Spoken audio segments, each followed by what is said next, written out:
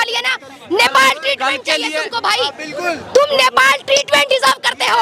और याद रखना कल जो लगाएंगे, नहीं अरे नहीं चप्पल लाठी चलेगा, लाठी चलेगा भाई, लाठी चलेगा। और कल भारतीय किसान यूनियन के जो यहाँ पे राकेश टिकैत आगे गए थे, अगर वो हमें कह दे कल, अगर वो हमें कह दे तो सोनम वांगचुक को कल ला के यहाँ बैठा देंगे हम। छाती से छाती मिला के पाड़ देंगे, छाती से छाती मिला के दिल्ली पुलिस हो चाहे कुछ हो, सब पाड़ देंगे, बैरिगेटिंग सब। ये कोई बड़ी बात नहीं है। इतने अपोजिशन में खड़े हैं तो वो क्यों खड़े हैं? You need to think about it and then take a action. और अगर तुमको फिर भी समझ नहीं आ रहा है कि ये लोग, हम पहले बात बता रहे, 2-4 शब्द गाली निकल जाएगा, उसके लिए सॉरी नहीं चाहिए भी नहीं। तो पहली बात बता रहे, गाली वाली निकलेगा तो बर्दाश्त कर लेना। अधू क्या नाम है, फिर भूल गई, धर्मेंद्र प्रधान।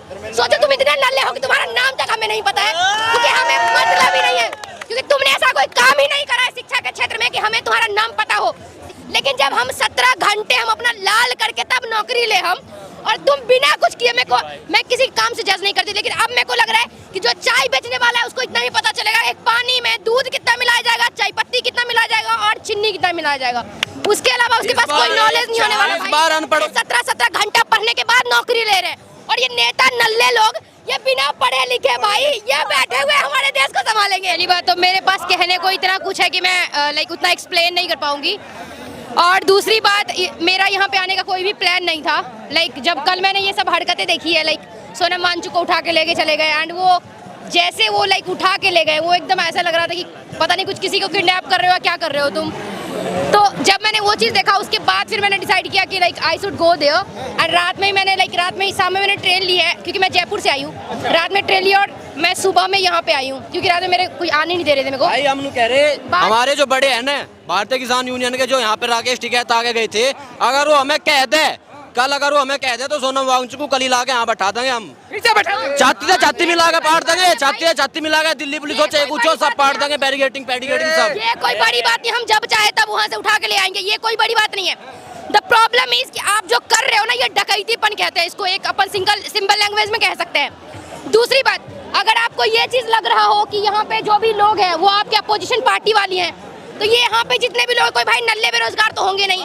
अगर यहाँ पे आए हैं, तुमने वो चीज मौका दिया है किसी को, तब यहाँ पे लोग इतना जमावड़ा किए हैं। और दूसरी बात, नेताओं को स्टूडेंट के साथ क्या हो रहा है, कौन मर रहा है, उनको फर्क इसलिए नहीं पड़ रहा है, क्योंकि उनके बच्चे इंडिया में नहीं रहते हैं। कोई उनके जितने बच्चे सारे अब्रॉड में रहते हैं। 11,000 से ज्यादा सरकारी स्कूल बंद हो गए, शिक्षकों की भर्ती नहीं आती। 90,000 शिक्षकों की भर्ती होनी बिल्कुल बंद हो रखी, पता नहीं कितने सालों से भर्ती नहीं हुई, और जो हो रखी थी वे कोर्ट में चल रही।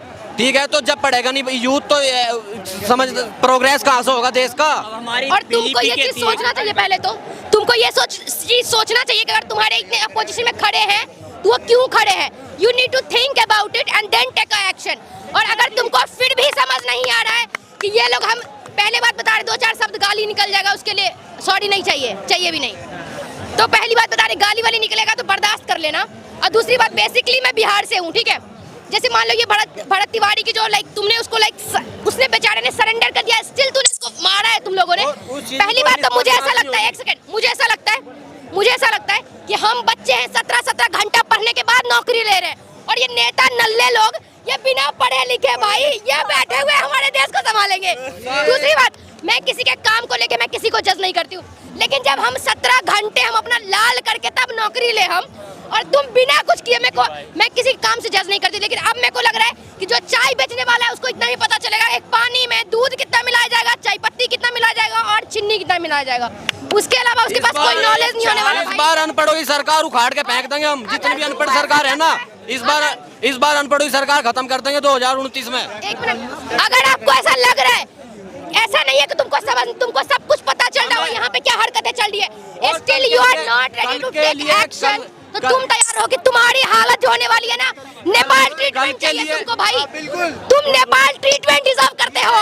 और याद रखना कल जो लगाएंगे, नहीं अरे नहीं चप्पल लाठी चलेगा भाई, लाठी चलेगा। और कल जो यहाँ से लोग निकलने वाले हैं ना, या नहीं बैठा है, ना ही कोई नल्ला आया है, 24 घंटे से कम टाइम बचा है तुम्हारे पास। अगर तुमको एक्शन लेना है, और मेरे को लगता है तुम्हारे एक रेजिग्नेशन से कुछ नहीं उखड़ने वाला है, एक रेजिग्नेशन से तुम्हारा कुछ नहीं उखड़ेगा। और पहली बात, तुम्हारे एक नहीं, मेरे को तो ये लगता ही नहीं है कि इस देश में कोई भी ऐसा नेता है जो इस देश को संभाले। और दूसरी बात, जब हम पढ़ लिख के नौकरी ले तो तुम नल्लागिरी करके तुम कैसे हमारे देश को संभाल सकते हो यार? नहीं संभाल सकते हो। तुमको अच्छा होगा इस्तीफा दे दो, जो भी तुम्हारा। मेरे को तो अरे मैं कहाँ, और मेरे को 2 दिन पहले तो मेरे को पता चला कि ये शिक्षा मंत्री का क्या नाम है, फिर भूल गई, धर्मेंद्र प्रधान। सोचो तुम इतने नल्ले हो कि तुम्हारा नाम तक हमें नहीं पता है, क्योंकि हमें मतलब ही नहीं है, क्योंकि तुमने ऐसा कोई काम ही नहीं करा है शिक्षा के क्षेत्र में कि हमें तुम्हारा नाम